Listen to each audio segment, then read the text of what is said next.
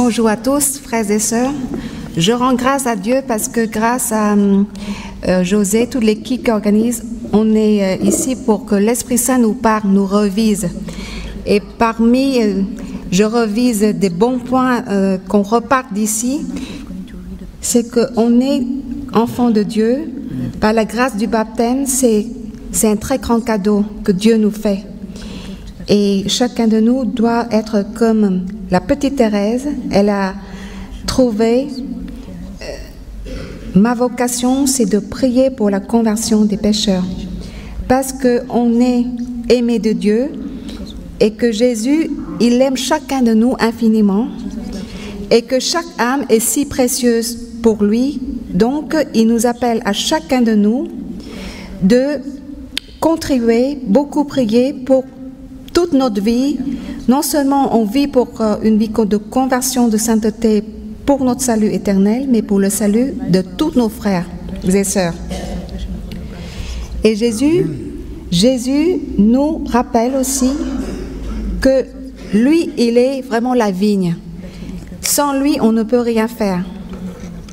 Donc chacun de nous doit vraiment vivre très uni à Dieu par une intimité avec lui pour que son Esprit Saint nous remplisse de la sagesse. Parce que sans la sagesse, on ne peut rien faire. Ainsi, il faut chacun de nous vivre très uni avec lui et prier l'Esprit Saint tous les jours.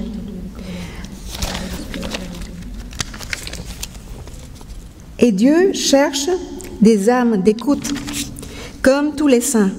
Chacun de nous, nous sommes appelés non seulement à mener bien notre vie, mais par l'écoute, Dieu va agir et accomplir de grands plans pour chacun de nous, nos familles, le peuple, comme tous les saints. Amen. Et nous sommes invités chaque jour pour pouvoir savoir la mission, le plan de Dieu, de favoriser le temps de la rencontre par l'écoute.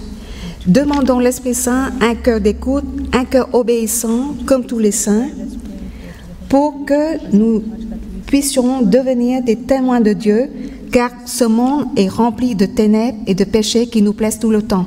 Donc, pour que ce monde soit sauvé, chacun de nous, chrétiens, on doit être remplis de l'Esprit Saint pour que ça change autour de nous, déjà partout où on est, dans la famille, le travail, partout.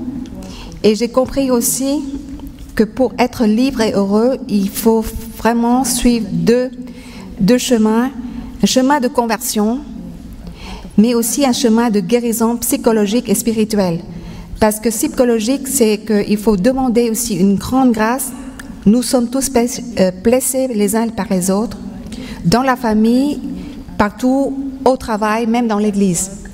Et si je constate qu'on ne fait pas le travail de pardon, et je sais que c'est très difficile à nous tous, on ne peut pas dire simplement facilement aimer nos ennemis. On ne peut aimer nos ennemis dans le sens qu'on continue à prier pour eux, pour qu'ils se corrigent, qu'ils soient sauvés, et pour qu'on puisse être des témoins, il faut suivre ce chemin psychologique, guérison psychologique et spirituelle, arrêter toutes les pratiques dangereuses, occultistes, tout ça. Thank you.